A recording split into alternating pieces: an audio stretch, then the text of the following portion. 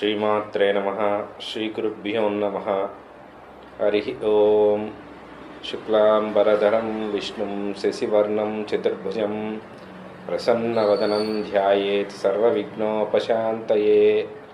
అగజానన పద్మార్కం గజాననమహర్నిశం అనేకదంతం భక్తానాం ఏకదంతముపాస్మహే. జ్ఞానానందమయం నిర్మలస్ఫటికాకృతిం ఆధారం సర్వవిద్యానాం అయగ్రీవముపాస్మహే. శ్రీ గురుభ్యో నమః. హరి ఓం. 2025 జనవరి మాసం నుంచి డిసెంబర్ వరకు, అంటే ఆ సంవత్సరం మొత్తం మొదలుకొని నవగ్రహాలు అన్నీ ఏ విధమైనటువంటి ఫలితాన్ని ఇస్తాయి, ఆయా రాసుల్లో ఎలాంటి అద్భుతమైనటువంటి ఐశ్వర్యప్రదమైనటువంటి రాసులు ఉన్నాయి, ఏ విధమైనటువంటి ఈ ఆర్థిక మానసిక శారీరక ఇబ్బందులు ఉన్నాయి, దానికి తగ్గ పరిహారాల్ని సవివరంగా మనం తెలుసుకుందాం. తులారాశి వారికి ఈ సంవత్సరం జనవరి నుంచి కుజుడు కర్కాటకంలో వక్రస్థానంలో ఉన్నాడు, నీచంలో ఉన్నాడు.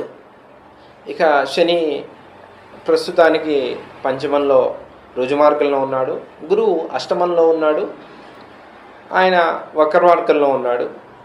ఇక మిగతా గ్రహాలు మాసాంతంలో జరిగేవి. శుక్రుడు మకరంలోను, రవి ధనస్సులోను, అలానే బుధుడు వృశ్చికంలోనూ ఉన్నాడు. తులారాశి వారికి విద్యాపరంగా విద్యార్థులకి ఈ సంవత్సరం గొప్ప అనుకూలమైన కాలం. బాగా అనుకూలత అంటే ఐఐటి సంస్థల్లో బాగా గొప్ప సంస్థల్లో రాసేటువంటి ఉత్తీర్ణ పరీక్షలకి కూడా ఈ సంవత్సరం ఉత్తీర్ణత స్థానం చాలా గొప్పగా ఉంటుంది. అనుకున్నటువంటి మార్కులు ఏవైతే ఉంటే అది సాధించగలుగుతారు.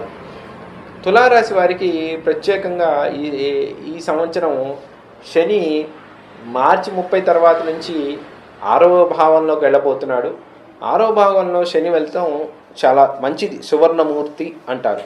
అందుట్లో తులకి చాలా యోగప్రదుడు. చతుర్థ పంచమాధిపతి. 4వ ఇంట్లో గృహము, వాహనము, మాతృ సౌఖ్యము, భూమి, అట్లానే జ్ఞానము, విద్య, ఇవన్నీ కూడా తులకి సంబంధించినటువంటివి చతుర్థ భావంలో. అలానే పంచమ భావంలో ఆలోచన, విద్య, దూరదేశము, అలానే మంత్రము, ఉపాసన విద్య, అట్లానే విద్యార్థులకి సంబంధించినటువంటి విద్య, అలానే ధనము, ఇవన్నీ కూడా పంచమ భావానికి సంబంధించింది. కాకపోతే పుత్రస్థానము, ఈ రెండిట్లోనూ కూడా ఈ తులారాశి వారికి ఈ 2 స్థానాలకు ఏవైతే నేను ఇప్పుడు చెప్పినటువంటి స్థానాలు అన్నిట్లోనూ వీరు ఈ సంవత్సరం చాలా వరకు అధిగమించగలుగుతారు. చాలా బాగుంటుంది. పూర్వస్థానంలో చూసుకుంటే ఇప్పటి వరకు తులారాశి వారికి అంతంత మాత్రమే మధ్యమంగా ఉంటూ నడుస్తున్నటువంటి కాలము. ఈ తులారాశి వారికి అంతంత మాత్రమే మధ్యమంగా ఉంటూ ఉన్నటువంటి కాలానికి ఈ సంవత్సరంతో అది చెక్ పెట్టినట్టుగా అవుతుంది. అంటే ఇప్పటి వరకు ఉన్నటువంటిది లెక్క ఒకటి, ఇక నుంచి నడుస్తున్నటువంటి లెక్క ఒకటి. ఎందువల్ల అంటే తులారాశి వారికి ఈ సంవత్సరం నుంచి ధనాదాయాల్లో విపరీతమైనటువంటి ఉన్నత స్థితి పైకి ఎదుగుదల ఉంటుంది. 2, ప్రత్యేకించి తులారాశి వారికి రుణబాధలు తీరిపోతాయి. అప్పులు ఇప్పటి నుంచి ఆదాయం పెరగటం వల్ల ఉన్న అప్పులన్నీ తీర్చుకుంటారు. అలానే నూతన గృహాలకి అవకాశం చాలా ఉంటుంది. విశేషించి కుటుంబంలో అత్యంత గౌరవప్రదమైనటువంటి ఇబ్బందులు, అంటే గౌరవప్రదంగానే ఉంటారు. నలుగురి మధ్యలో అప్పటిదాకా తలెత్తుకోలేనటువంటి పరిస్థితి ఏదైనా ఉంటే అది గౌరవప్రదమైనటువంటి స్థితిగానే ఉంటుంది. గౌరవప్రదంగానే నలుగురి మధ్యలో సమాజంలో హితం పొందుతూ ఉంటారు. మంచి సంభాషణ చేస్తారు, నలుగురితో మెప్పు పొందుతూ ఉంటారు. ఇక ఈ తులారాశి వారికి జనవరి మాసంలో కుజుడు నీచలో ఉండటం వల్ల కొంచెం భూ సంబంధమైన విషయంలో ఎక్కడో ఉన్నటువంటి భూములు ఏవైతే ఈ భూములు మనకి వెళ్ళవులే, ఏదైతే కోర్టు సంబంధమైన విషయంలో ఇబ్బందులు పడుతూ భూమితో ఇబ్బంది పడుతున్న వాళ్ళకి ఎవరైతే ఉంటారో వాళ్ళకి ఈ సంవత్సరం ఖచ్చితంగా ఆ భూమి నుంచి విముక్తి లభిస్తుంది. అలానే ఆదాయ విషయంలో అంటే ఆ భూమికి సంబంధించిన విషయంలో అది అనుకున్నట్టుగా కార్యం జయమవుతుంది. అలానే కొత్త భూములు కొనుక్కోవడం అనేటువంటిది జరగకపోవచ్చు, కానీ నూతన గృహాలు, వాహనాలు అన్నీ కూడా అనుకూలిస్తాయి. వివాహ విషయంలో కూడా ఈ సంవత్సరం తులారాశి వారికి భాగ్యస్థానంలోకి రాహువు రావటం వల్ల భాగ్యరాహువు చాలా గొప్పగా యోగిస్తాడు. భాగ్యరాహువు అంటే షష్టాధిపతి భాగ్యంలో రావటం వల్ల రుణ బాధలు తగ్గుతాయి, రోగాలు కూడా తగ్గిపోతాయి అన్నమాట. అలానే తండ్రికి, పెద్దవాళ్ళకి, ఎవరికైతే 65 సంవత్సరాల వారికి ఉన్న వాళ్ళకి ఏదైతే కాస్త అనారోగ్యంగా ఏర్పడుతుంది, ఉదర సంబంధమైనటువంటి ఇబ్బందులు, బాగా పొట్టకు సంబంధించిన విషయాల్లో కొంచెం అనారోగ్యం ఎక్కువగా ఉంటుంది. అలానే వీళ్ళకి మోకాళ్ళ సంబంధమైన విషయంలో, నడుముకి సంబంధమైన విషయంలో కొద్దిగా ఇబ్బందులు వస్తూ ఉంటాయి. నరానికి సంబంధించిన ఇబ్బందులు కొద్దిగా వస్తాయి. అది తాత్కాలికంగానే, పెద్దగా దీర్ఘకాలికంగా ఎక్కడ కనిపించదు. అలానే ఏదైతే గురువు అష్టమ స్థానంలో ఉన్నాడో కొంచెం ఉదర సంబంధమైన విషయాల్లో కొంచెం రేపు మే మాసం వరకు, మే 15వ తారీఖు వరకు కాస్త జాగ్రత్తగా ఉంటే చాలా మంచిది. అట్లానే ఈ తులారాశి వారికి ఉద్యోగ విషయంలో నూతన ఉద్యోగ అవకాశాలు చాలా ఉంటాయి. ఎక్కువ శాతం ఈ తులారాశి వారికి విదేశీ ఉద్యోగాలు ఎక్కువగా అనుకూలత ఏర్పడే అవకాశం ఉంది. అంటే ఇక్కడ ఉన్న వారికి కూడా కొత్తగా ఉద్యోగ ప్రయత్నాలు చేస్తే వారికి సఫలీకృతం అయ్యే అవకాశాలు ఉంటాయి. ప్రమోషన్స్ కూడా వచ్చే అవకాశం ఉంటుంది. అయితే ఇక్కడ ప్రత్యేకించి ఉద్యోగ విషయాల్లో కూడా, ఉద్యోగ ఆఫీసుల్లో కూడా కొత్త మార్పులు ఏర్పడతాయి. వ్యాపార సంబంధమైన విషయాల్లో కూడా చక్కటి అనుకూలత ఏర్పడుతుంది. అందుట్లో ప్రత్యేకించి ఎలక్ట్రికల్, అలానే మెకానికల్కి సంబంధించిన విషయం, సాఫ్ట్వేర్ రంగాల్లో కూడా కొత్త వ్యాపారస్తులు, కన్సల్టింగ్కి సంబంధించిన వాళ్ళు, డేటా ఎంట్రీ, ఆన్లైన్ చేసే వాళ్ళందరికీ కూడా ఈ సంవత్సరం చాలా అనుకూలమైనటువంటి కాలం అనే చెప్పవచ్చు. ఇక ఈ తులారాశి వారిలో గవర్నమెంట్కి సంబంధించిన విషయాలు అంటే పబ్లిక్ సెక్టార్కి సంబంధించిన ఉద్యోగులకి మాత్రం ఈ సంవత్సరం శుభవార్త అనే చెప్పచ్చు. అన్ని విషయాలు అనుకూలత ఉంటుంది.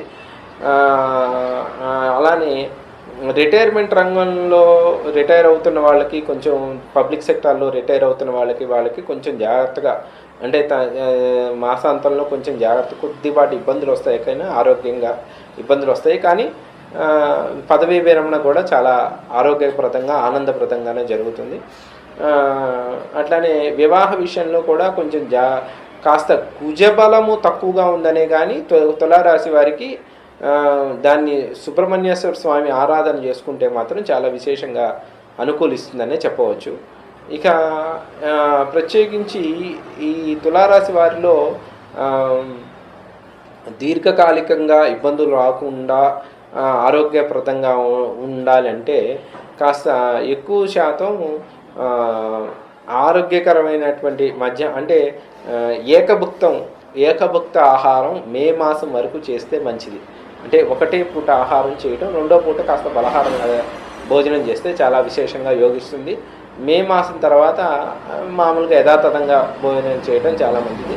ఏకభుక్త ఆహారం చేసి రెండో పూట పలహారంలాగా తీసుకుని, అంటే అది కూడా సాయంకాలం పడుకునే టైంకి కాకుండా తొందరగా 8 గంటల సమయానికి కల్లా, రాత్రికి 8 గంటల కల్లా భోజనం చేసేస్తే కాస్త అనుకూలమైనటువంటి ఇది.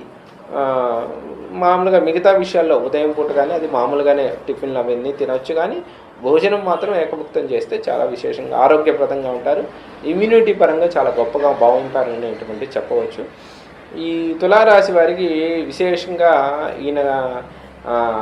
ఈ సుబ్రహ్మణ్యేశ్వర స్వామి వారికి ఆరాధన చేసుకోవడం, బాలసుబ్రహ్మణ్యం, ఇందులో బాలసుబ్రహ్మణ్యేశ్వర స్వామి ఆరాధన చాలా చాలా గొప్పగా యోగప్రదంగా చేస్తుంది.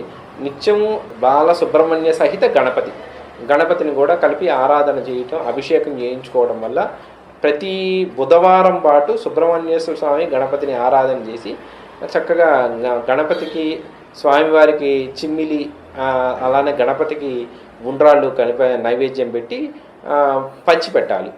పంచిపెట్టి కాస్త మే మాసం వరకు ఇలా గనక చేస్తే ఆరోగ్యంలో కానీ ఆదాయ విషయంలో కానీ రుణబాధల విషయంలో కానీ చాలా అనుకూలప్రదంగా ఉంటుంది. నూతన విషయాల్లో అనుకూలత చాలా బాగుంటుంది.